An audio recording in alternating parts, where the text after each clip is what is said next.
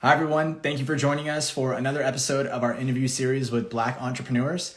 Today, I am beyond excited to interview Joe and Celia Ward-Wallace of South LA Cafe. They are amongst the most influential social entrepreneurs in this country, and they are true American heroes, so can't wait to bring them on in just a moment.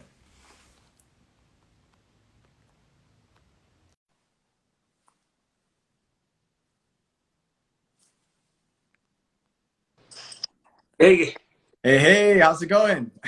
a little hair, Sorry? growing a little bit of fun. You're looking good. I'm so excited, and it's such a pleasure to be here today to interview both of you. Thank you, both of you, for making the time to be here. How's your day going? I know you guys just got off an event. Yes. Yeah, we just did Yeah. our third week of our South LA grocery giveaway. So we just did 150 bags, and then we were able to put together about 25, 30 extra bags. So for 50. the people, 50, he said, 50 extra bags. So a total of 200 people were just fed here at our cafe. Pretty cool. Wow. Yeah, that's incredible. I'm so excited to just dive in. So for everyone that's joining and everyone that's going to be seeing this a little bit later, Joe and Celia are the founders of South LA Cafe, which is a community space here in Los Angeles to sort of honor the legacy and history and the future of the South Central Los Angeles community. They are, again, like I mentioned before, amongst the most influential social entrepreneurs in this country. They are true American heroes, and we should all be really following their leadership, as citizens of this country. And I'm beyond excited to host them. So thank you. That's the intro. That made me feel good. Yeah. Awesome. We got a lot of people joining here. So Make sure to comment and talk to us, okay? We like to engage in the comments too. Yeah. Yeah, exactly. We have a question box here, so if anyone has any questions throughout, we'll be sure to get to those. I guess we wanted to kick it off with sort of your background. I obviously have done my research, so I know a little bit more about that. But for folks that are maybe seeing this for the first time, what was your childhood like? Where'd you guys grow up? And if you can talk a little bit about that. Well, I'll start with mine. I grew up here. Well, we both come here, but I grew up right here in South Central between the 20s and Century. Okay. All on this side of Western, or on the east side of Western. So South Central. Yeah. So, that took care of us, made us feel. Who's that joining? Hey, following Super Jenny. Just want to give a shout out to following Super Jenny. She gave us a vegan soup to give out to the community a couple of days. Yeah. I'm vegan. I can get behind that. Keep going. And so, what was I saying? We single mom. We grew up in this community. Was I didn't know I was poor, to be honest with you, which is interesting. My mom managed to keep us, I guess, grounded. That we had what we needed. I didn't find out until I was poor until I went to high school, and saw people with full course meals, and I was like, what is this about? But that's because you got left out to the valley. So we went out to the valley outside of the neighborhood at the time in history where which was a great idea on paper. Well, that was the thinking, is get out of the neighborhood. You're city. Let's take the smartest cream of the crop kids and give them more opportunities. Right. I think that kind of stayed with me. That's one of the things they messed up is they took kids out of the city and made room for kids in classrooms that probably shouldn't have been there. So what did it take down the inner city? But anyway, that's the I think part that has stayed with me and why I want to stay in my community and continue to improve it, to continue to add to it, to show the glory and the great things that are of South Central. So, I mean, is there more about your upbringing that you want to share, or should I chime in? You should chime in. Okay, cool. Okay, And if I spin off, hey guys, just she'll bring me back. That's true. Yeah. But that being said, for me, my parents are community organizers, so I come from a long, like multi-generational lineage of community organizers, activists, suffragettes, all of civil rights organizers, the whole nine. And so I literally was, like I say, born with the picket sign in my hand. And my parents have primarily always worked in communities of color. I grew up, for people who are from LA, I grew up in Mid-City, but a lot of the community work we always were a part of, all of the organizations we were part of were primarily based in South Central. And then over the years, as I built my own community of friends, they were all generally people from South Central. And so then Joe and I met 23 years ago. Okay, that's what I wanted to hear about. That's a story in itself. That's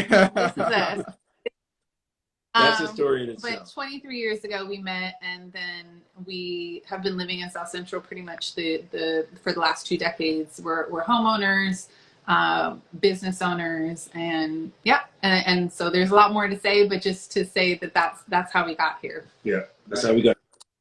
So you obviously, you both saw some sort of need in the community. You saw some sort of challenges that were sort of prevalent. And so how did the concept of the business form? How did that come about? What was your thought process? Why did you feel like, I saw some of the video footage, but for folks that are watching, it seems a bit counterintuitive to put a really nice coffee shop on a sort of a intersection that it seems like it's not going to be a fit. Why would we put a really nice coffee shop that's super pristine, posh, has great service, has great people, that's safe? Why would we put that? Why would that do well on a in a bad neighborhood, on a maybe a rough intersection, so to speak? And so that was kind of the thinking that I saw referenced in the video. So could you kind of debunk that myth for folks? Why did you feel like it was a good idea, and why did you want to start it? Well, the thing is, I like coffee, and that's the root of it. And I wanted to open up a coffee shop for, I don't know, 15 years now. Okay. And I wasn't thinking of a coffee shop like this. I was, a little hole in the wall, 400 square feet, pay a little rent. And honestly, it'd be a place for the boys to hang out. Yeah. Like pour coffee and Costco muffins. That was what I was thinking. So 15 years go by, and I driving down Western one day after work and saw this space available. And like you said, the most, undesirable space that you could have. Okay, like if you really think about putting what we put here, people thought we were crazy. Right. Think about it twice. So what we did, we went into negotiation. She wants to cut in. Went into negotiation for renting the space, and I went home and I said, let's just start it. Yeah, and so just to jump in there to just say, we literally live blocks 10 away, 10 blocks away from where. So right. one of the walk.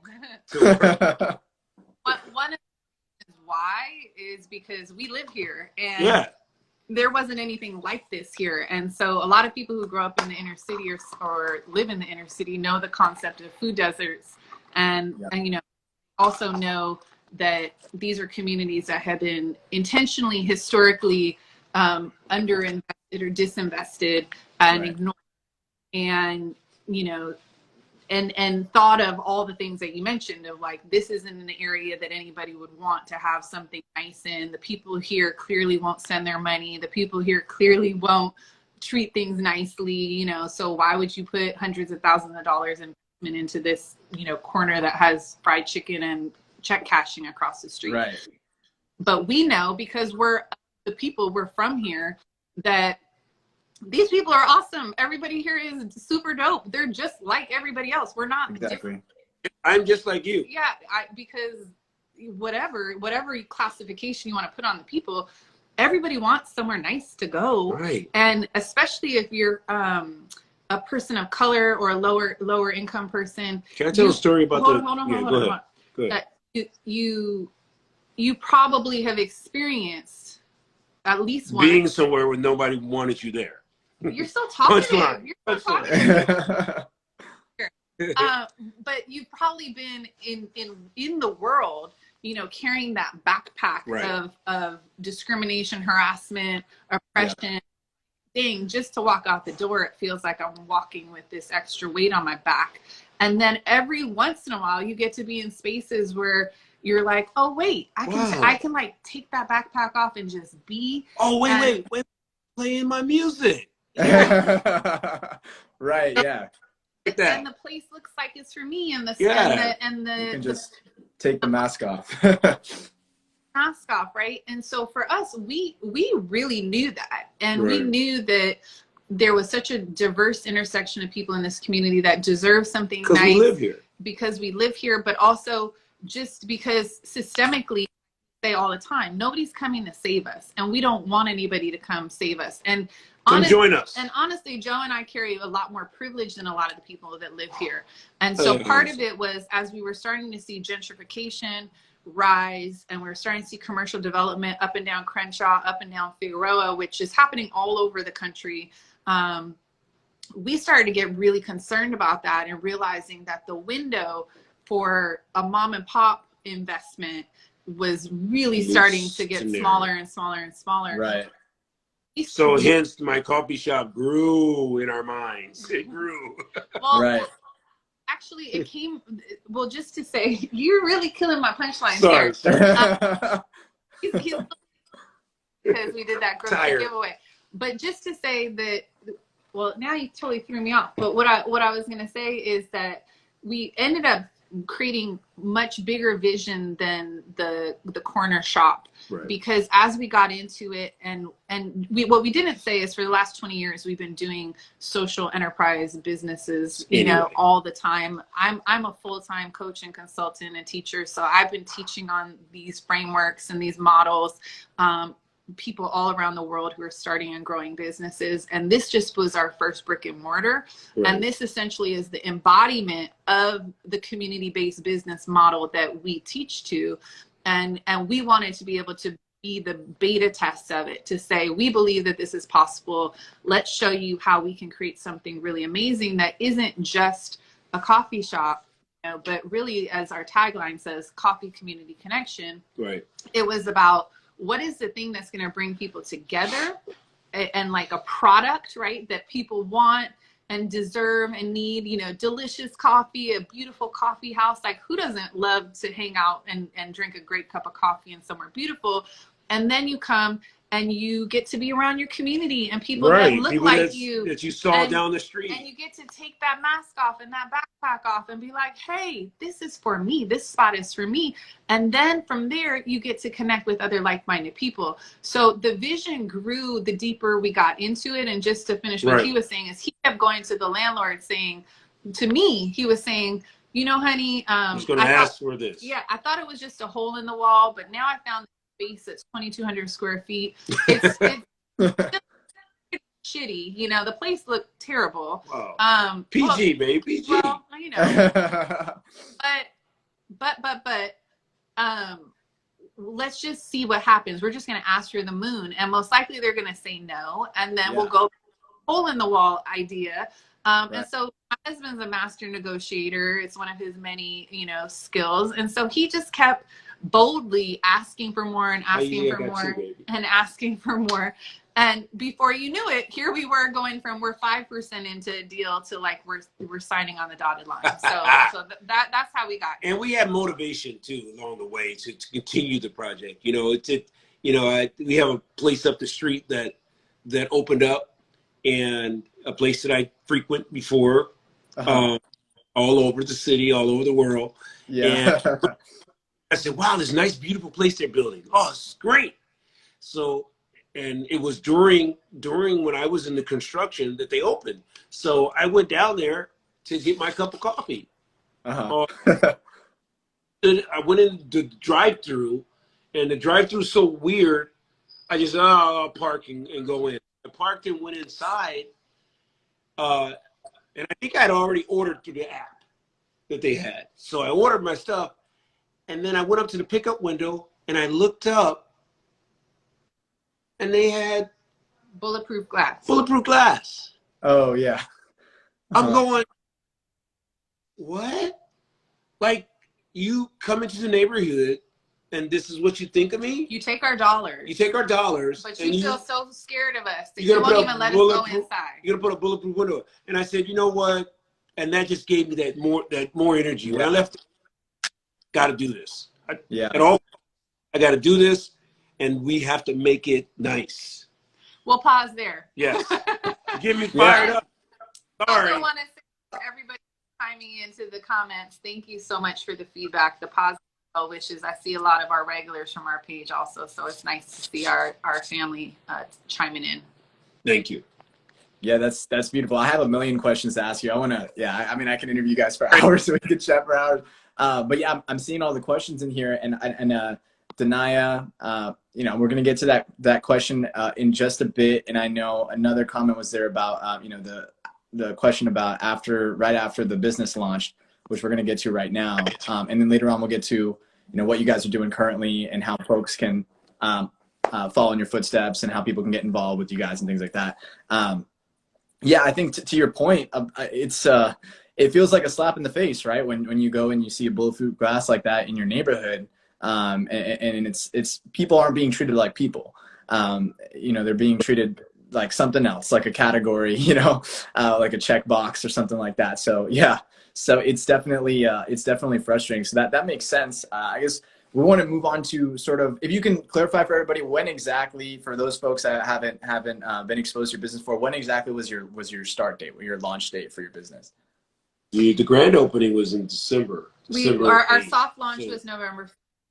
So we literally just had our 1-year soft launch anniversary, and then our big grand opening. Probably a lot of these people who are chiming in, sending us so much love, might have been there. We had an amazing sort of leader grand opening. We had about 200.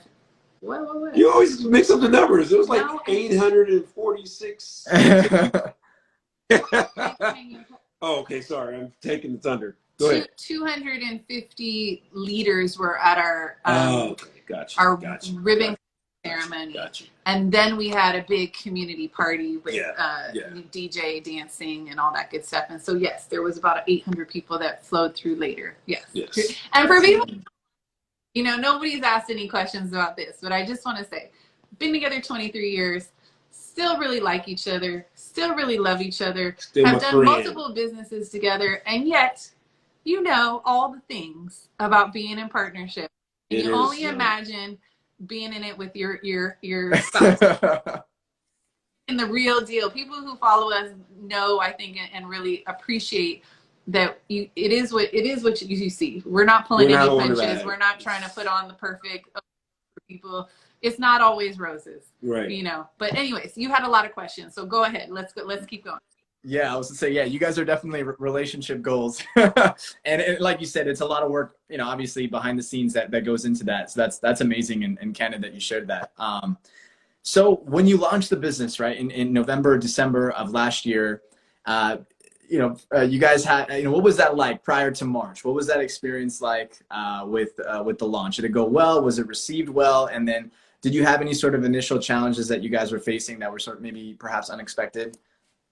The first 15 minutes. Well, and we had the register not working, water overflowing. My God. All first 15 minutes, took care of all that. As soon as I'm done mopping up the floor, splash. Coffee all over the condiments, all over the sugar. So that was the first 15 minutes. And I said, okay, here we go. Yeah. She'll take it from there. That the year before we opened by far was the hardest year that we had, probably since 2008 with the crash, because in 2008 we were totally wiped out like everybody else in our previous business world, a business life, and that was really hard. And so, but flash forward, the year leading up to us opening up the cafe was very hard because we literally are just two regular people, right? We definitely carry a lot more privilege than many. We had a bit of savings that we put into this. A lot of money. It was our savings for our next business venture, but it wasn't enough. Right. And not nearly. and we got into it and we realized, oh crap, like this is like a lot. We need a lot more money, right? And so then we launched. Go. And Sorry. then, you're loopy today. Yes. What's going on? I am looking at the Okay. camera. We turned to the community and we Oh, asked. that's right. We asked for crowdfunding. And so through that, I don't have the exact number, but I think between all kinds of donations, we took in around 45,000 from different, people. And then, then that wasn't enough, and so then we realized we needed like a SBA loan, right? But if anybody on here has ever tried to apply for an SBA loan, you end up finding out like it is just for like a minuscule of people that can actually get qualified for 2%. And so it was like a Hail Mary, and thank God, and then this speaks to privilege and experience, right? Thank God the background that we had leading up into that moment, we understood the financing side of things. We understood, what they were going to ask for. We understood the numbers and how to play the game with them. And so we did end up getting that loan, but literally it was like stop and go with the money. And then ended up honestly having to fire our contractor 2/3 of the way through the project, being left yeah alert with like a lot of work left to be done. A lot of redo. And we without talking about them, but just to say there were delays and a lot of work that needed to be done. And so that was extremely right, because, for those who are listening in, something to realize is we did ask for I forgot what we call it right now, but essentially usually it's called tenant improvement. Right. Yeah. So we instead of asking for money from the landlord, we asked for almost a full year's worth of not having to pay rent. Okay. We were going to have to do construction. We knew we'd be finishing it. And if you're just listening in and you're maybe on the south side, what we found is that is so common on the west side, and in high-end spaces, but in neighborhoods and communities like ours, people just don't know to ask for it, right? And know that's and the landlords aren't used to it, so they don't. Standard. And so luckily we did that, but the point is that ran out, right? We went beyond the amount of time that we negotiated. So then it was not only do we have to pay for all the things, but start paying rent, and we're not ready to open. So there you go. It was a really, really hard year, and it was really straining on our relationship. It was really hard on our relationship. But you also wanted to hear what happened up until March. So we opened. Oh, up until March. Yeah, we opened, and then it was great. It was, you know what I mean? A few months. All that stuff, and then it just was broke. Like, oh, yeah. it was the heavy. Floodgates opened. Like the tension broke. Because it was one of those things like I say we were like working on fumes of. Right. Up until we opened, it was like Joe says, like, from Field of Dreams, like, if you build it, they will come. They came in numbers. We had so much faith that this was going to be a hit, that people wanted it. And because we had already built our following, a whole entire process before we even opened, we were like, we know that there's engagement. We know that people are feeling this vision. And so we're just like, keep it going, like the little engine that could keep it going, keep it going. We could do it. And then to open, and literally the day we open, people are, swarming in and saying how great everything is and wanting to take pictures with us and buying stuff. Oh, it was so nice. It was just like, oh my God, it worked. We scheduled and had over 17 events up until before March. COVID. Before COVID. We're talking from December to March. 17 major events. It was crazy. We were having a ball. Our space was doing, like people wanted to be in our space, wanted to have our space, rent our space. Yeah, it was. Give them our space. Our revenue was growing 10% every month. And for those, again, who are newer to business or thinking about, that is, that's, again, not necessarily normal. And we were still sort of on our upward climb to getting to where we thought the numbers would be, and then COVID came. So we'll pause there. We'll leave it Yeah, there. yeah. And then, right, okay. Yeah, 10% month over month for a new business is great. Usually the first my parents actually own a restaurant on Hollywood and Western. It's a franchise sandwich shop, so further up north. But yeah, that first 3 to 4 months is sort of that great honeymoon period, which you guys were able to enjoy, and then usually the business stabilizes, right? And then instead, you guys just got hit with just a boom, a big drop. And so, how have you guys adjusted to that? And I think with what I'm seeing, with the research that I did for this interview and setting up on you guys, it seems like you guys have been really leaders in your community, being able to adapt to the whole coronavirus situation, not only to benefit your business, but also the people in the community, in terms of health, in terms of food, etc. So initially when it hit, what was your initial response? And then how has that sort of been adjusted and fine-tuned to where we're at now, which is, I think, the new normal for perhaps the next year? Before he goes into, I just want to say hi to Equatorial Coffee Consultants and to Natasha Benham, who's one of our great volunteers, as well as a fabulous actress. She, I believe, has Apple Pie 3 or something out right now. Awesome. Just part of what has worked for us before we go into how we pivoted is building a community. Right. And so, so when our people show up, Natasha says, love you guys. That's like it's a concept that already, and it really is a way to build a business that creates this engagement with your community where you have a connection with them. So I just always, it's like the Ariana Grande who always says all about the fans. Right.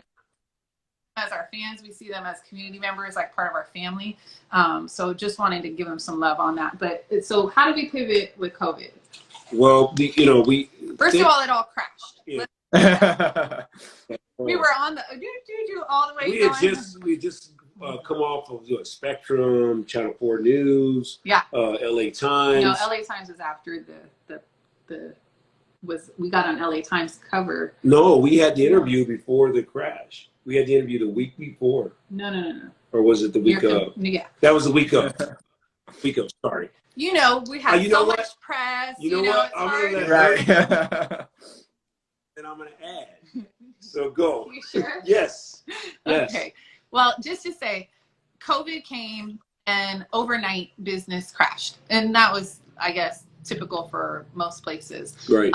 And so it crashed, meaning sales went down 70 to 90% overnight. We took like one day to close the shop and then to figure out what was our pivot plan, because even though we had anticipated that we were going to have to make these adjustments, because we really were tracking COVID. So we were one of the early food service businesses that was doing social distance, all that stuff. So we sort of saw the writing on the wall, but I kept telling Joe, and he was like not trying to like hear it at first, because he was just like, we're going to open this place and then we have to close it. And I'm like, you know what? I didn't want to believe it. Yeah, he was in denial. Let's just power through this, right? This caught up with me, which made me so relieved. Because I think it was a 1 week or something, the numbers or something came out, something happened, and I said, it was when the NBA shut down. I remember it. Oh, yeah. I was in the living room. Yeah. I was like, thank you. I was watching on TV. I was like, thank you. Okay, something that is finally going to get my husband to believe. NBA shuts down. Okay, now he's paying attention. Right. Yeah. And people are saying love the honesty, so feedback. But just to say, business crashed. We had to furlough 90% of our staff. It got down to 2 of us, and one of our lead staff members, which is Lanisa Williams, who's also known as Barista Life LA, opening up her own coffee shop. No way! Wow. Yeah. Creating more leaders. Yeah, he's calling it the South LA spinoff, South LA Cafe spinoff. Hustler's Cup. So she's amazing, but it was just the 3 of us. So we had to, and we launched an app where people could order.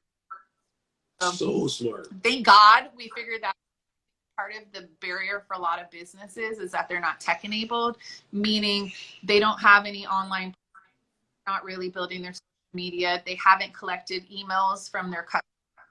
And so we have been doing that. We had been doing that because that's part of what I was how to build online business, right? So I understood coaching and all that in those things.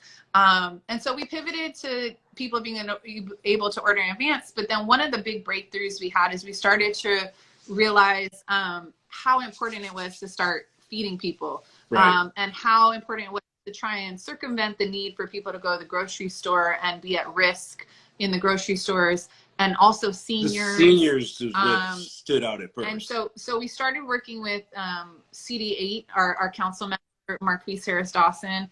Thank you. I'm going to pronounce your name wrong, so I don't want to do that. But La Chapita Chula. Thank you for the love. And we started doing the senior meal program with our council district that honestly saved our life. Like this is an example of how, shot in the arm, local community politicians can help their businesses. So they basically took funds that were allocated for emergency and immediately started working with 30 local POC run businesses to provide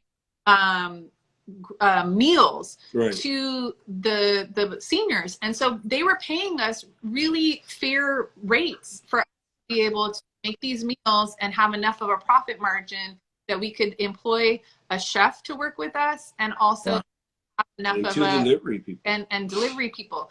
And so for 3 months, hey, Afro Nazis, for 3 months, we did that program and we fed thousands and thousands of people vegan meals, which was so cool. And awesome. Funny, we had people going, ooh, there's some good chicken. Right. I go, okay. I'm vegan, so I totally know what that's like. Yeah. It's like, what'd you think of the burger, man? Oh, you liked it? Oh, okay. Okay. Yeah, the beef was so juicy. Yeah. All plants. But so two other things that were pivot moments for us. One was, so we also have a grocery store, right? A small market called South LA Market. That is in the same mini mall that originally was at its inception we thought was going to be just like a little community market, like Mercado or something like that. But what we found is as we had to pivot, we couldn't don't they know we're on live? I mean, how dare they try and call us right now? Shut that off. No. But I think you have to do not disturb. We'll do that next time. We're still learning. Same here. That being said, we had a little market, but we had to pivot because we couldn't staff it. Right. But we still had that market because we wanted to be able to provide fresh food to the community. And so Joe and I put our heads together and we Joe had this download. You want to tell them? I had a dream. I had a dream about a box, a box of groceries. And it might have been, things are fed to me with all that was going on, but that I woke up and said, let's just do a box. So that must have been it. And so we came up, we tried to make it, my wife's brilliant. She put together foods that would complement, meals during the week, or at least a couple days. And then we had to keep it affordable. I kept saying there's got to be a need. People can't go to the grocery. This is our community. We have to make it affordable. Yeah. So we came up with this brilliant idea: $35 box. Right. He's rolling his eyes. There's like this much profit margin on that. But it could have been $45.50. But we wanted it to be accessible. And then the sort of marketing piece that I threw in there from my experience again was on the, how do you get people that want to give a way to get involved from all around the world, right? And so for those who are new to business or starting businesses or trying to figure out how to grow their revenue in business, we are constantly thinking about this. Is people right now, come a little closer, babe. Oh, sorry. People right now want more than ever to be involved, right? Want more to give. Most of the people on the planet are great people. They have these big hearts. We see our hearts are being broken every day, and we want to know what in a good way. We want to know what we can do to make a difference. And so how do you create an opportunity for people to be able to give and keep it super simple?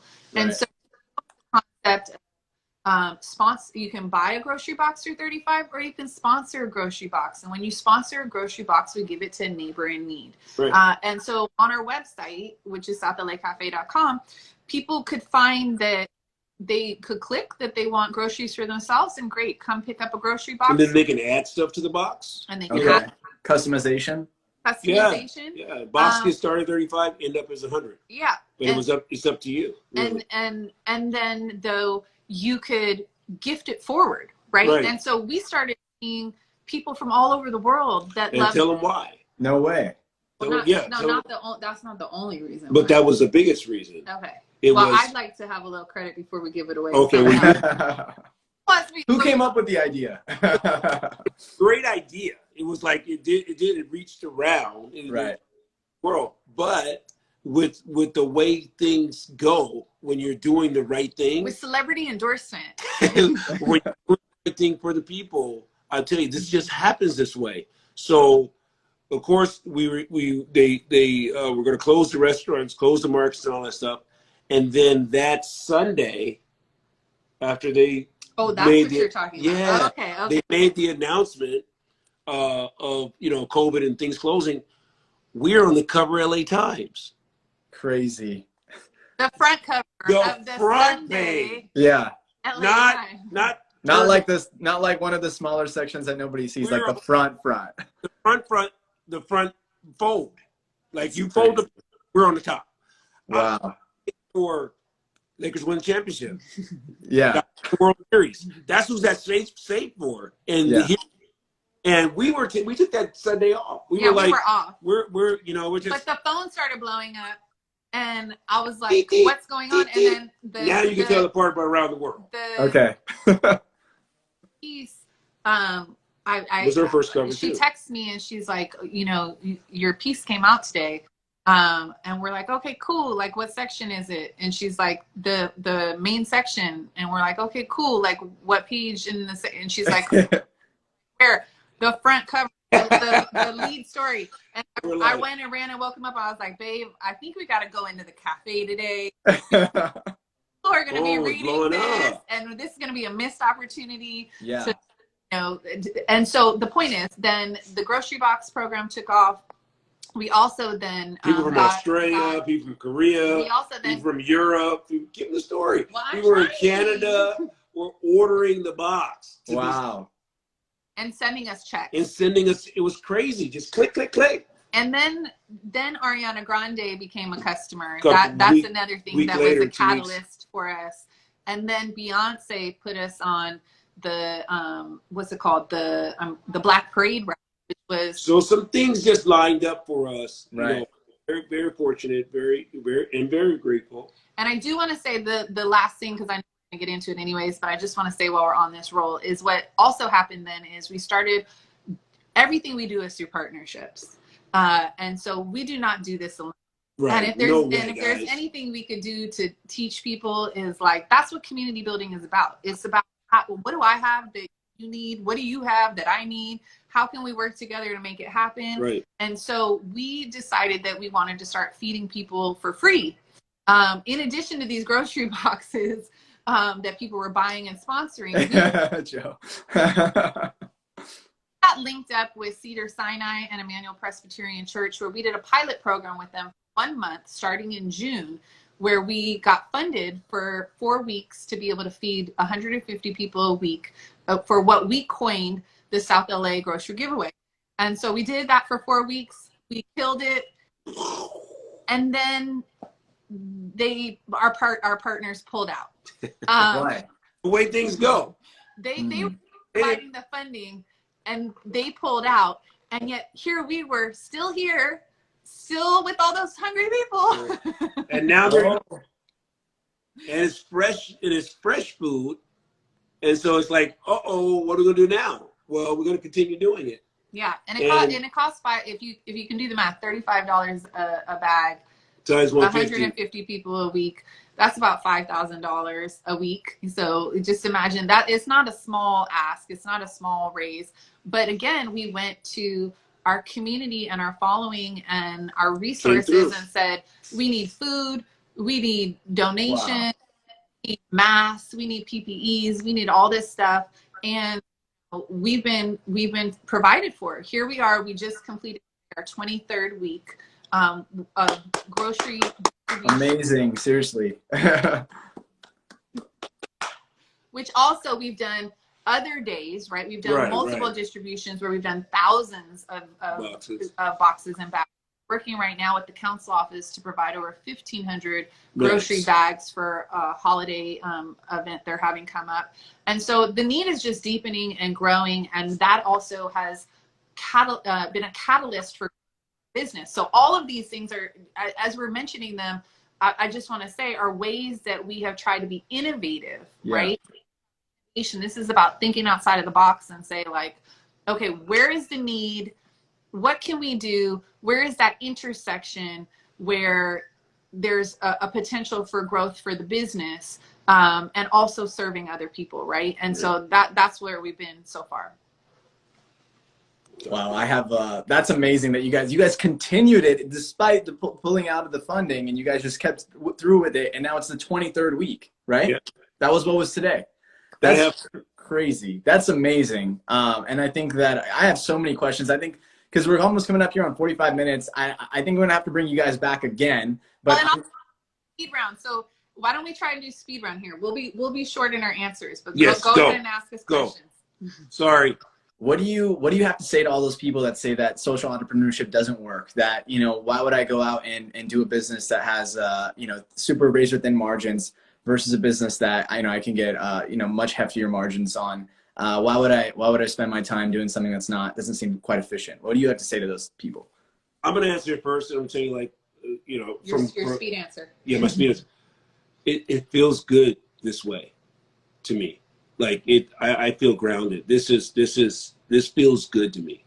Like I'm okay with it, you know, just emotionally and spiritually. Do you feel like that's true? Do you feel like there is significantly less margins? That, like, I mean, you guys are still at your kind of initial stages here, about a year in. But do you feel like eventually it can become a business that has steady, healthy margins? We have healthy margins. I just want to be clear. Yeah. Actually, it's just the boxes that I mess around with. Yeah. No, I mean, too, just like people have this perception, right, that social entrepreneurship doesn't work, or that it's not profitable, or that, you know, people that do that, it's a labor of love. Yeah. So that's a part 2 question, but I just want to say on the why should you do it, because we all have a God-given purpose. Right. And the problem is that we get programmed away from day one of being born, right? We get told that there's only one way to be, and that the path to success, happiness in life is based on this cookie cutter status quo version that really doesn't fit most people. Right. And that's why, you know, people wake up 20, 30, 40 years later and they're so unhappy in their life, and they want to find their purpose. Now they want to find themselves, right? But if you take the path maybe that's not as rapid to wealth or prosperity, and focus on a mission-led, a purpose-driven life, then you're happy every step of the way, and you're in alignment, right? And when you're out of alignment, you know, and then you tweak it and you get back in alignment, and that's where the flow comes from. That's where the magic comes from. So I'm done. Money comes from that. But yes, but it's the magic, the meaning, and the mission first, and then the money comes, and then on the margins. That's one thing that I think we need to debunk also, because I think part of it is a lack of education. Right. People don't understand what margins are supposed to be. Right. One of the greatest gifts for us in this business is we have a lot of mentors that know more than we do, that sat us down from the beginning and basically said, you have the making of a really great brand and business that can grow exponentially, and here's the pathway to that, and here's what you have to understand about your margins and your percentages for all the different categories. Don't get us wrong, the box is we could charge more, right? But the margin's decent. Mm-hmm. You know, we could charge more for it. That's all. But Right. that would just came from a different place for me. You mentioned mentors, and that's something actually that we've been thinking a lot here about at the Ally Box for next year. But when you reached out to your mentors or the mentors that you work with, did you just call them up and say, hey, I see that you're, you have more experience than I do in this field. Can you help me out? Is that how it was, or was there more formal structure? Well, I mean, we've been introduced to, we asked to be introduced to, but for the most part, we just ask people, what can they say? We don't have, well, I think if you are an entrepreneur owner, I do think it's you're cut from a certain cloth, right? Anyway, so you want to as someone who teaches entrepreneurship, I don't think everybody should be an entrepreneur. I don't think everybody should be a business owner. It seems very glamorous and everybody wants to do it. I definitely believe that people should have a purpose-driven side hustle. Okay, so find something you love to do that people need and practice it on the side that grows into a full-time income.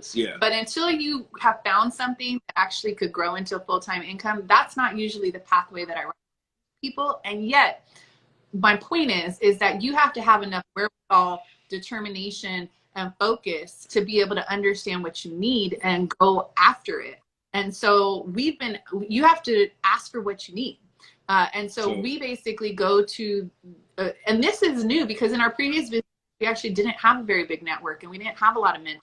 We were trying to do too much ourselves. We were committed to doing this business differently. Mm-hmm. And literally are always, I mean, we had a meeting with our council member, you guys do something that most other people don't do is you ask for what you want.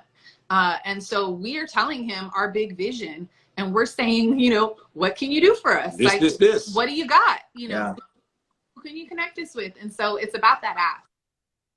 It's that law of attraction, right? You put out what you want. You put out it's very specific vision of what you want and what you need. And all of a sudden the resources just start flowing to you and things start happening, right? LA Times cover. I mean, that's a prime example. Post. We didn't even say that one. We also got the cover of the Washington Post. So you guys are just boom, boom, boom, just crossing out all the accomplishments. Started too. I actually want to point out here, my partner Zishan just joined. He gave the heart emoji. He's a huge part, obviously, us working together on this business. A big reason why we even started this was because of Zishan's passion for social justice and a lot of the stuff that we're working around. So with that said, I just want to wrap this up within the next 5 to 10 minutes. I have 2 to 3 questions and then that's it. So one question was one that someone in the chat actually had brought up, which is how can people get involved, right? So we talked about you guys talked about the box and sponsoring a box. What are some other ways that people can get involved perhaps in your business or in your community? All right, the online. Do you want me to say it? Yeah, go ahead. Okay, so we sort of have a spiel on this one. Right. So have your CTA, have your call to action always. And if you follow us on Instagram, you'll see that we say a lot of very important things, a lot of very inspirational things, and then we always end with an ask, right? And so like Maj Jamal is saying, asking is free. There's you never know who, because you want to lead people. People don't know how they can get involved if you don't tell them. So all I'm going to say mainly is go to our website, which is southlacafe.com. You'll find everything there. Follow us on Instagram, which is just South LA Cafe. Again, we post regularly, right? We post 2-3 times a day. We do Instagram lives. We do Joe and Celia live. We do community events live. And we keep people engaged. Right. But just to say, as our general is, you can go to our website, and on our website, you will find that you can make a one-time donation of any amount. You can also become a monthly member, which means you're one of our sustaining members. You believe in our mission and what we're doing, and you can contribute $10 or more, any amount, $1,000 a month towards our work, right? And the third thing that you'll find is you can literally just sponsor groceries. If you're like, all I care about is that grocery box program, and you can sponsor as many grocery boxes as you want. We'll be gifting them forward on your behalf. We have that does every week like clockwork. Just one box. Every week. But she does it every week like clockwork. I mean, I think she has it on her timer. Yeah, but that's $140 a month. That's a great contribution. Wow. And the last thing to say, are local. If you're interested in volunteering, we are always taking on volunteer process for that. You can email us at southlacafe gmail.com. A couple other things. If you're connected, maybe you work somewhere that you don't love, or maybe you work that you do love, and you're wanting them to put their dollars behind their statements, right?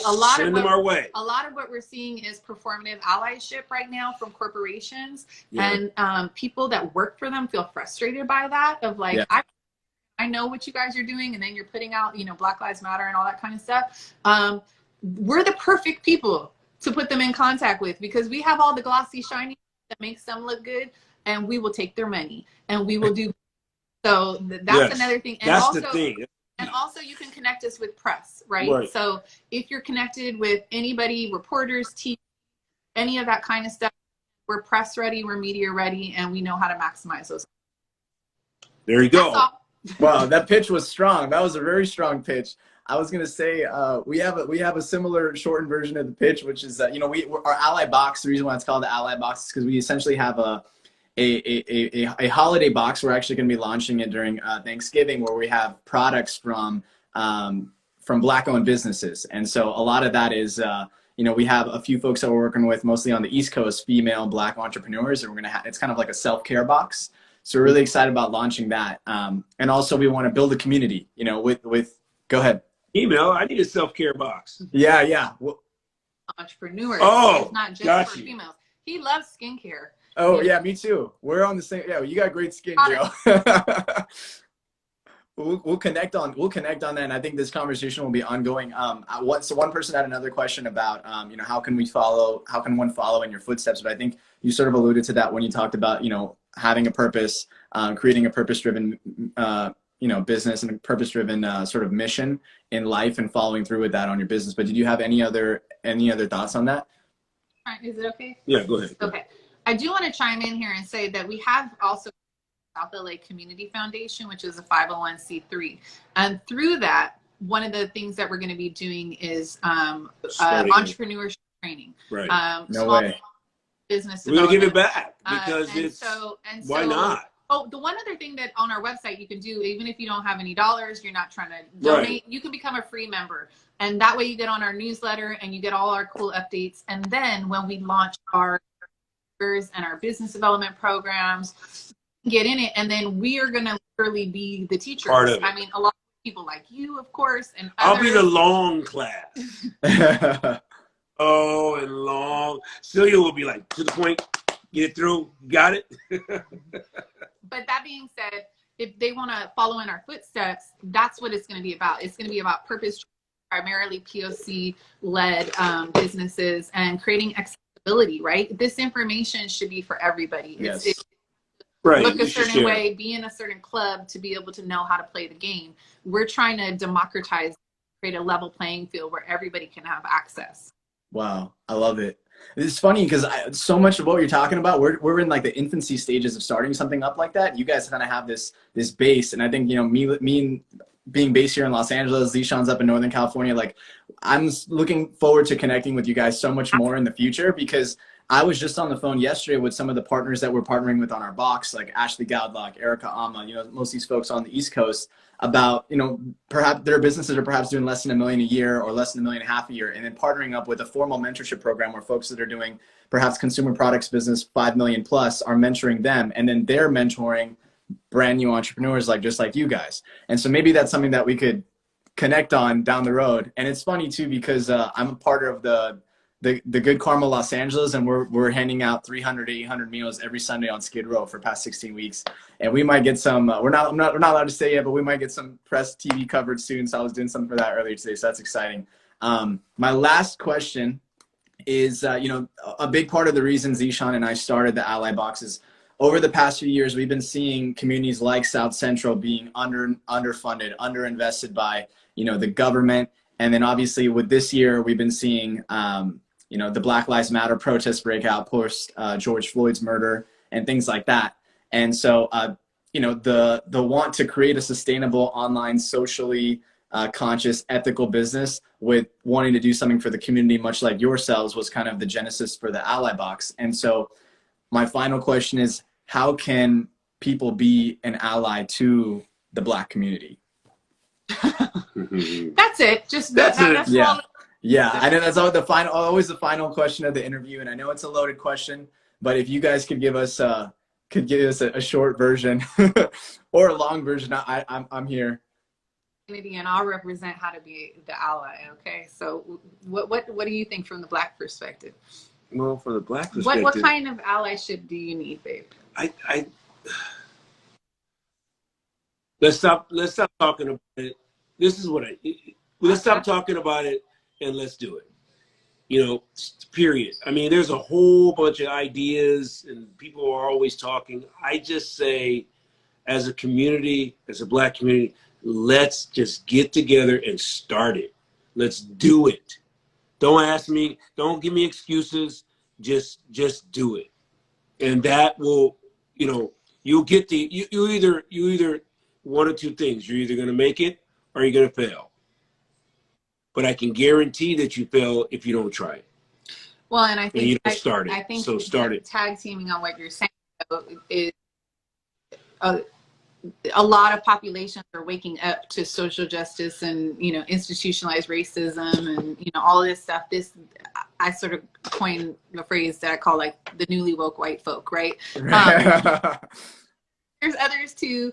But yeah, exactly. Actions speak louder. And so I think that, you know, people don't want to, it's not that you shouldn't be posting on social media, and it's not that you shouldn't be making statements, but honestly, and this is speaking from someone who's not Black, but who has grown up in a community of color and essentially in theory is an ally, right? The way that I look at it, and this is what I tell all the folks that are new to the community that are so-called gentrifiers, you know, which is don't lead anything, don't talk a lot, don't center anything on yourself, don't cry, and, you know, whatever you're passionate about and you want to get involved in because you're a part of the community or you now want to support those kind of communities, well, find the people who have been doing that work forever and get behind them. You know, the concept of, you know, get behind Black women or, you know, let Black women lead is the thing. Yeah. That's the, you know, we all need to be watching the Black women and letting them lead and asking them how we can help, you know, you know, we're trying to figure out right now, like, are we going to take a coffee cart to Georgia? Like, what are we going to do? Are we going to pay for the canvassers, you know, in Georgia? Yeah. We got to get these Senate races, you know. Yeah. How can we support the I'm about to get on a plane, man. It's you guys are my favorite people ever. And just to say, so just one more loop on that is it's in the work, it's in the action, right? And so there's so many people that need help. They need money. They need volunteers. We've had an influx. Oh my God. Influx of about. We could not do this if we hadn't had the help of these volunteers. But primarily white volunteers, which at first was a little bit weird, right? We're like, what is, like, this is just a little weird. Like, where are all these people coming from? Why are they coming? Can they be trusted? Like, all of these questions. And then we basically were like, look, we have a process to become a volunteer. You fill out all these papers, you do your thing, sign the waiver. And then guess what? Get to cleaning the bathroom and then get to, no, I'm just saying, packing the boxes, yeah, trash out, driving the truck, lifting the loads. And then, you know what? Today is our 23rd week, and we have half of those people who started with us on week one are still here. And I would say they're our friends, right? I would say they're allies. I would say they can be trusted. They still got a lot. That's my other thing for allies is, like, you don't just learn it all in a year. You know, this is a lifelong commitment process, right? Unearthing and you know, unearthing white supremacy, right? And so it's like, as a white person or you know, as a non-person of color, like, your job is to dedicate your life to fight against oppression. And so this isn't something you get to dip in and dip out on. It's not a passive thing. No. It's a full-time job. Right. And it's exhausted. Don't want to take the photo out with the hat. If you're exhausted, I don't feel sorry for you because, you know, most people have been living their entire life with that we talked about. And our folks that have been coming out, we appreciate them, and they've been stepping up. So Awesome. Shout out to Lamaj, Books to Inspire. We're actually interviewing her later this month. So that's another interview coming up on the Ally Box official.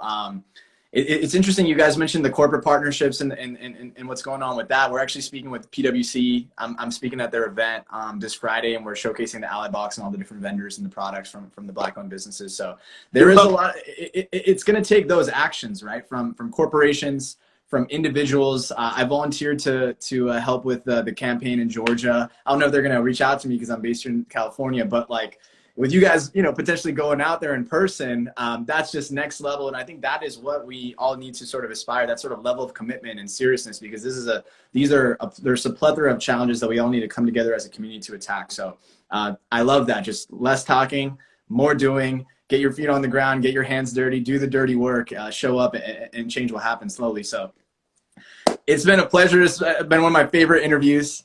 Thank you so much for your time. Can't wait to get out there super soon with Zishan. We're going to try to do it this weekend, come out to your cafe and support, and hopefully we'll see you guys there. And come on Saturday. Yeah. So you said come on Saturday? Yeah, we'll be here 8 to 1. Okay, perfect. Yeah, we're gonna make a plan to come out there. Everyone, make sure you follow at South LA Cafe.